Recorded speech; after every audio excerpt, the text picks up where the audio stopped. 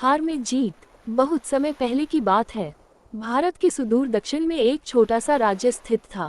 राजा द्वारा राज्य का संचालन शांतिपूर्ण रीति से किया जा रहा था।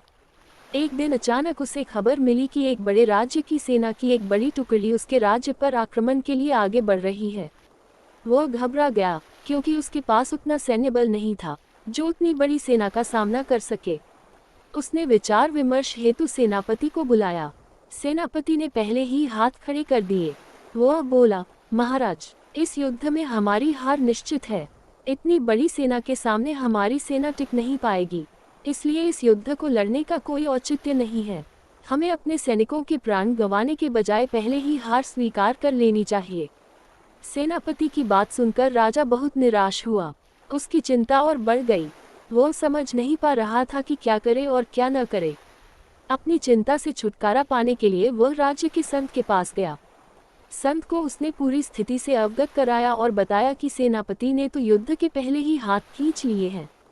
ये सुनकर संत बोले, राजन, ऐसे सेनापति को तो तुरंत उसके पद से हटाकर कारागृह में डाल देना चाहिए। ऐसा सेनापति जो बना लड़े हार मान रहा है, उसे सेना का नेतृत्व करने का कोई अधिकार नहीं है। किंतु गुरुवर, यदि मैंने उसे कारागृह में डाल दिया तो सेना का नेतृत्व कौन करेगा? राजा चिंतित होकर बोला, राजन, तुम्हारी सेना का नेतृत्व मैं करूंगा। संत बोले। राजा सोच में पड़ गया कि संत युद्ध कैसे लड़ेंगे। उन्होंने तो कभी कोई युद्ध नहीं किया है। किंतु कोई विकल्प न देख उसने संत की बात मान ली और उन्हें अपनी सेना का सेनापति बना दिया।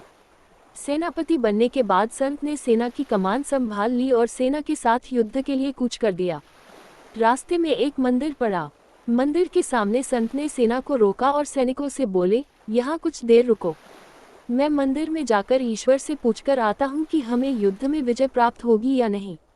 ये सुन सैनिकों ने चकित होकर पूछा, मंदिर में तो भगवान की पत्थर की मूर्ति है, वह कैसे बोलेगी? इस पर सेना की कमान संभाल रहे संत ने कहा, मैंने अपनी सारी उम्र दैवीय शक्तियों से वार्तालाप किया है, इसलिए मैं ईश्वर से बात कर लूंगा।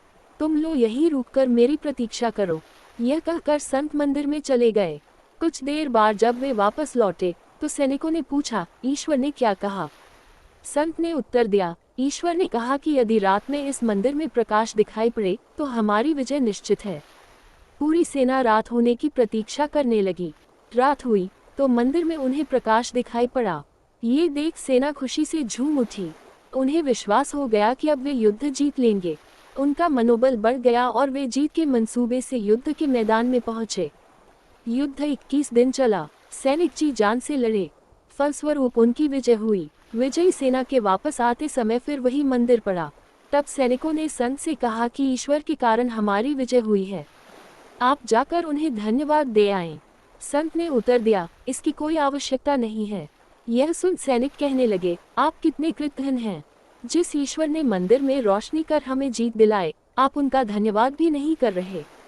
तब संत ने उन्हें बताया, उस रात मंदिर से आने वाली रोशनी एक दिए की थी और वह दिया मैं वहां जलाकर आया था। दिन में तो वो रोशनी दिखाई नहीं पड़ी, किंतु रात होते ही दिखाई देने लगी। दिए की रोशनी देखकर तुम सब ने मेरी बात पर विश्वास कर लिया कि युद्ध में विजय हमारी होगी। इस तरह तुम सबका मनोबल बढ़ गया और तुम जीत के विश्वास के साथ युद्ध के मैदान में गए और असंभव लगने वाली विजय तुमने प्राप्त की। सीख 1, खुद पर विश्वास रख